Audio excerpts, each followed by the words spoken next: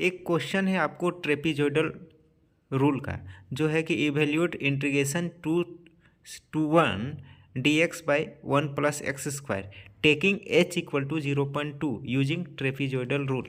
तो इसको हम लोग सॉल्व करते हैं ट्रेपीजोइडल रूल से। तो इसके लिए वीडियो पे बने रहें, आपको दिखाते हैं कि इसका सॉल्यूशन जो ये आपका पीयूटी एग्जाम में पूछा गया था। तो चलिए देखते हैं ट्रेपीजोइडल रूल क्या बोलते हैं। मेथड से इंटीग्रेशन करना है, लिमिट है 0 से 2 से 1 इंटीग्रेशन 1 बाई 1+x² dx और h इक्वल टू 0.2 दिया हुआ है। तो इसमें हम लोग को इंटीग्रेट करना है न्यूमेरिकल मेथड से। अब h 0.2 दिया हुआ है तो हम लोग को n number of interval find करना है। तो हम लोग h इक्वल टू h का फॉर्मूला क्या जानते हैं कि upper limit minus lower limit divided by n। तो इस इंटीग्रेशन से हम लोग देख रहे हैं कि अपर लिमिट 2 है और लोअर लिमिट 1 और डिवाइडेड बाय नंबर ऑफ सब इंटरवल नहीं पता है तो हम इसको n मान लेते हैं। अब h इक्वल टू 0.2 है तो इसको हम लोग सिंपल कैलकुलेशन कर देंगे। तो इधर 2 माइनस 1 हो जाएगा डिवाइडेड बाय 0.2 हो जाएगा, क्रॉस मल्टीप्लाई कर देंगे।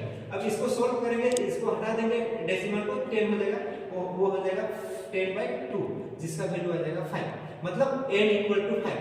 हमको इस इंटीग्रेशन का ट्रेपीजोइडल रूल से हमको वैल्यू निकालना है n equal two interval.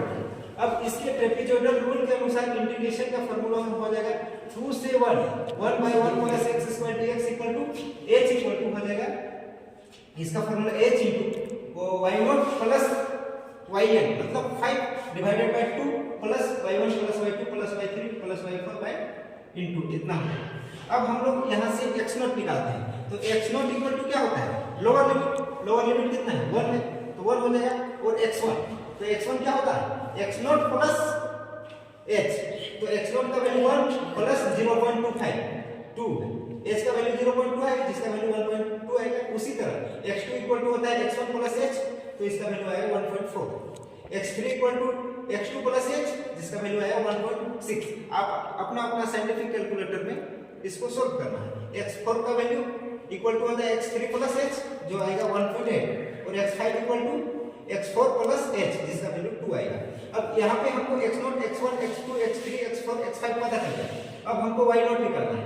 Since y equal to हमको करना है y equal to since y equal to क्या है 1 बाय 1+x² है तो y0 इक्वल टू क्या हो जाएगा 1 बाय 1+x0 का स्क्वायर। तो x0 का वैल्यू यहाँ पे पुट कर देंगे। x0 का वैल्यू हमारा 1 है तो क्या हो जाएगा 1 बाय 1+1 का स्क्वायर इक्वल टू 1/2 जिसका वैल्यू हम लोग न्यूमेरिकल में आएगा 0.5।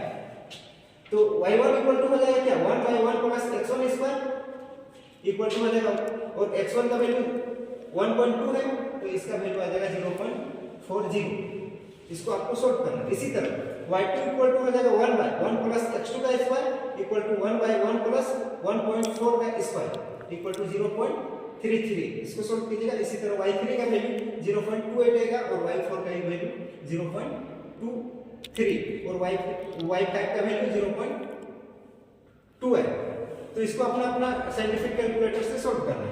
अब y5 डिवाइडेड बाय 2 तो y0 plus y5 divided by 2 equal to क्या होगा y0 का वैल्यू 0.5 और y5 का वैल्यू 0.2 डिवाइडेड बाय 2 तो इसका वैल्यू आ जाएगा 0.35। अब उसी तरह y1 plus y2 plus y3 plus y4 equal to इसको सॉल्व करेंगे।